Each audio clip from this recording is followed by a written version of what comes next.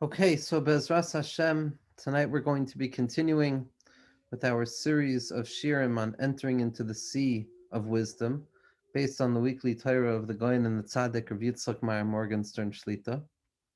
And if anybody saw, this week was interesting because they didn't print a De'ei Chachma L'Nafshecha.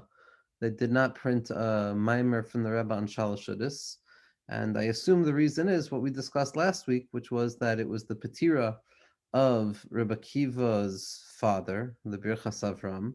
And because Rebbe Kiva's in Shiva, so there must have been an Inyan, of course, not to publish anything new, but not even to publish things from the past, to symbolize, I would imagine, part of the Avelis process. And it certainly felt when that chilek of the Torah is missing, it's a real chisaron, and it gives us a shorter pamphlet also.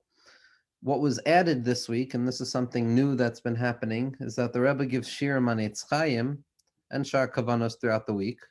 But Derech Klal, it's not the Chassidus-based shir, it's Penimius HaKabbalah, so it's based on the Arizal and the Rashash and the Torah's Chacham, and it's a pilpul de Araisa, meaning it's svaros and lamdus of the Arizal and Eitz Chaim. But there have been Talmidim who have taken it upon themselves to type up the shirim, and they send out the shirim weekly, the Tamsitz HaShirim. And this week, as well as last week, there was a mahalach on the sugya of Leah and Rachel, which is a big sugya in Pnimius HaTorah in terms of Bina and Malchus and different elements of Malchus, and Leah Lamala min Achaza, and Rachel Lamata min Achaza, and Rachel Hagadola, and all of these sugyos, which the Rebbe goes into the prate pratius of it all. He goes into all of it, and they're mefalpel pilpule de araisa about different girsaos and different inyanim based on the prate pratius of Kabbalah. Until at first glance it appears to be really like a mathematical sugya. It's like calculus at a certain point, that you're dealing with chalakim and which chelak of which chelak is this chelak, and it becomes very daunting to follow cup. And this is true b'derech klal when it comes to learning the Arizal and Eitz Chaim as well as the Rashash in general.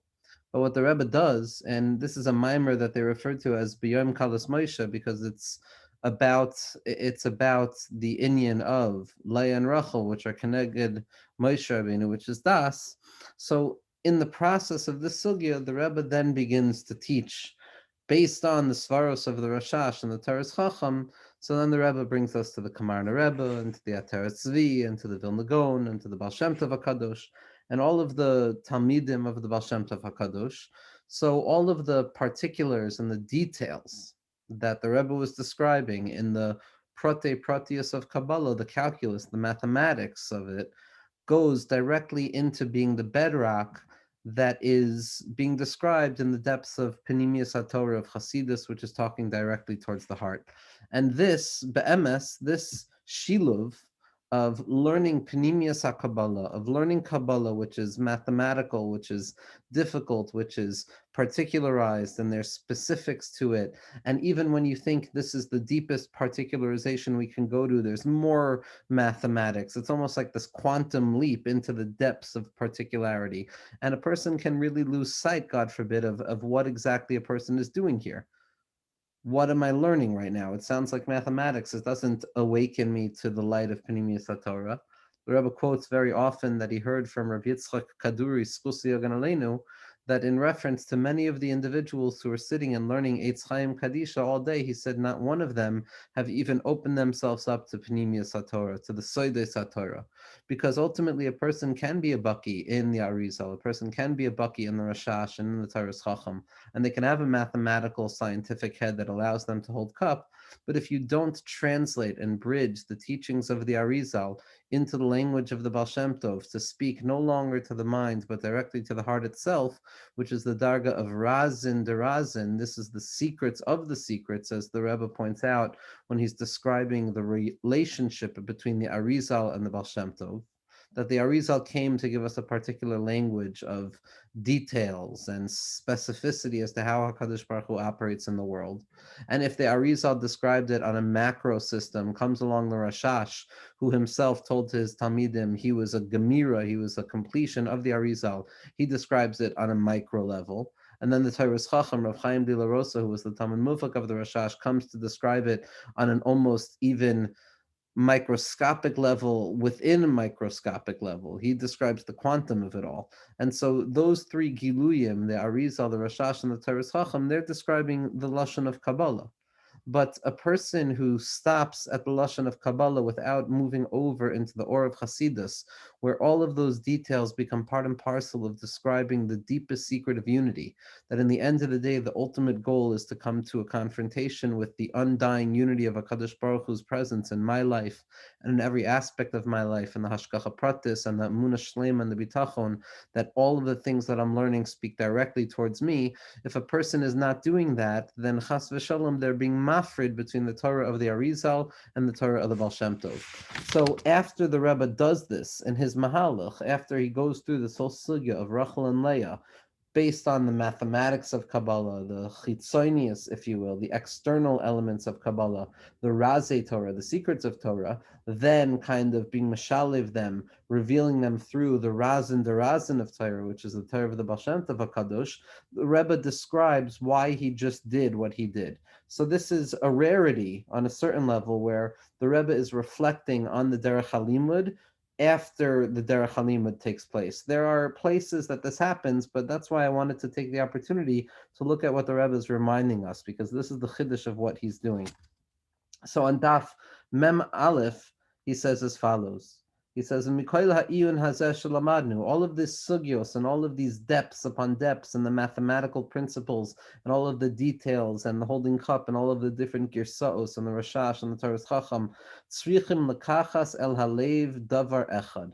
There's a singular thing that we need to draw down into our hearts, which is lahavin eich shekol dibor shel Torah Chacham noige la'avodas Hashem.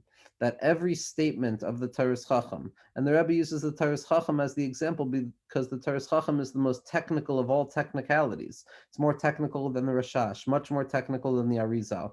Ad Kedei Kach that we've spoken about. If you open up the Teres Chacham, it looks like it's written in another language. It's just details upon details. What the Rebbe is pointing out is that don't think for a second that not every detail is something that relates to personal avodas Hashem. V'tzrichim lilmoid as divrei harashash v'hateres chacham hein b'chitzonius v'hein b'pnimius. It's not enough to learn the words of the Rashash and the Teres Chacham externally b'chitzonius, but rather we have to learn it b'pnimius as well. Hainu, what does that mean? Lilmoid as apilpulim lahavin pshat divrei harav ba'amkus. On the one hand, we have to enter into the chitzonius of the Arizal and the Rashash and the Teres Chacham, which is to understand all of the distinctions and the pilpulim and to understand exactly what the Rav is saying, what the Arizal is saying in depth. And then v'gam es hasoid hatamin bahem shu haraza derazin hamidbar beikr besifrei Chassidus.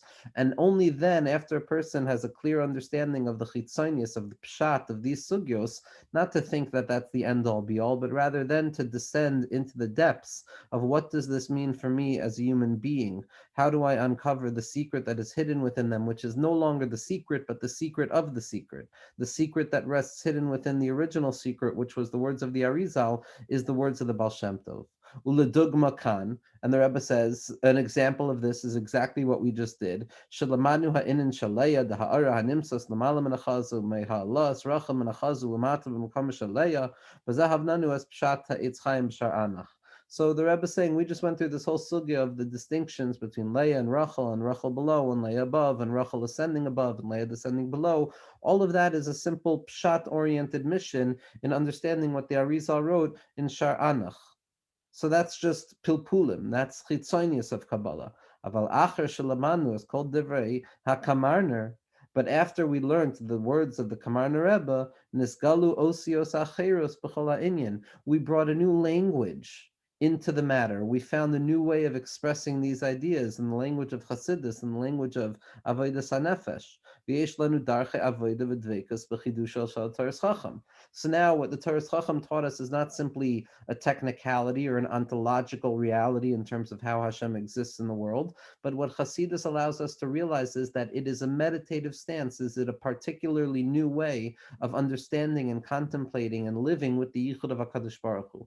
That's the tachlis of Pnimius HaTorah.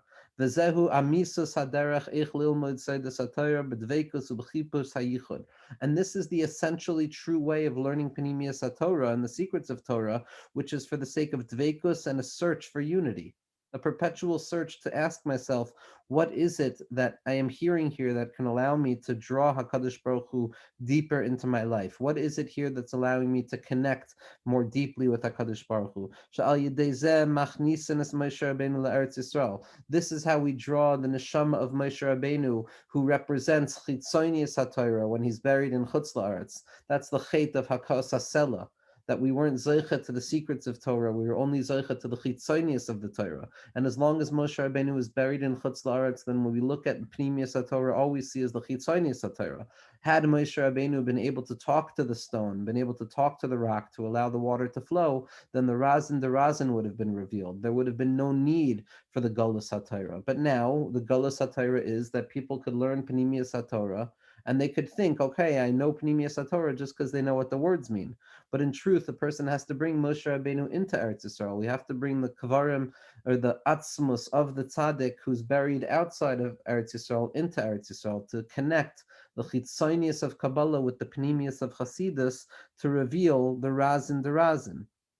Kitzrichim me'oid lehityageya b'chol hasoides shel harashash v'ataris chacham ad sheroyim shekvar mekusharim laharazin derazin shel taris Baal Shem Tov Rabbeinu Zal. Because it's only when a person contemplates deeply enough the secrets of the Rashash and the secrets of the Taris Chacham that they can then come to truly understand that it's always already been connected with the Torah of the Baal Shem Tov and the Torah of Rabbi Nachman. Ve'ino maspik lilmod Kabbalah rak b'derech pilpul chitzoni. It's not enough to simply contemplate the matters according to an external mindset of understanding the sugya. Rak b'derech dveikus upnimius, but rather a person has to connect to it and ask themselves, what is this saying to me in this moment? Zeu ikar gemar hatikun. This is how we rectify the Torah. V'zeu ba'atzmei hasoid shebiarnu le'el. And this itself is the secret that we discussed earlier on. That in truth, and the Rebbe goes into a distinction between Leah and Rachel, and how Leah represents Chitzonius HaTorah and Rachel represents Pnimius HaTorah, and we have to connect the two of them. The Rebbe continues on the next page. He says, "U'kamoisha kasav marenu harav Aaron Meistraselia." Rav Aaron Meistraselia, Rav Aaron Halevi, who was the Talmud Mufak of the Balatanya, one of the Amudei Yesod in the Rebbe's Torah, B'tchilas Sifro, as he wrote in the beginning of his Sefer, Sharei Hayichad Ve'amuna, She'ein la'kadosh baruch hu shum simcha kishalayim kabbalah rak b'chitzonius. Hashem, so to speak, has no joy when a person simply contemplates the external teachings of Kabbalah. That's not Kabbalah. That's as external as any other externalized system. Ki b'vadai ha'aschalu ha'chitzonius aval ein lihishayr sham. Because obviously we have to begin with the chitzonius, but if we stop midway, then we're not going to be left satisfied. We have to grab hold of the external casings of Torah to force ourselves to reveal the internal light of the Torah itself. Kol darchoi shel harashash hu bepilpulim. The entire derech, the Rebbe says, of the Rashash is pilpul, it's lamdus, it's mamish a mayach of chitzonius HaTorah. Aval hu kvar gila b'daf lamed beis sheyesh b'dvarav razin derazin. And the Taurus Chacham on the 32nd page of Sefer Taurus Chacham, which is the lave of Taurus Chacham, that's where the Taurus Chacham already reveals, as well as it's interesting. The Rashash on Daf Lamed Beis in Nahar Shalom is masbir this inyan, and the Taurus Chacham is also masbir this inyan on the 32nd page of his Sefer, to reveal that really what they're showing is that all of this, all of the details and the proliferation of details and the cold details and the empty details and the details that appear to be so removed from the light of HaKadosh Baruch Hu, all of them are there simply for the sake of revealing the need to connect to HaKadosh Baruch Hu and to be mityachid with Hashem at every moment.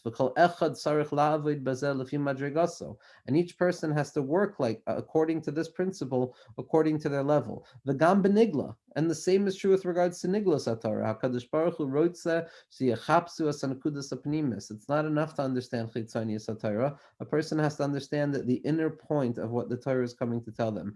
Va'afilu bazeh shechoshveh me'Hashem yisbarach b'shas halimud. And even if it's just thinking about Hashem when you're learning, hu davar gadol ma'od. It's a tremendous thing. And the Rebbe continues with very powerful words over here. He says, Va'emes nisein lamar sha'avodazu eino kala.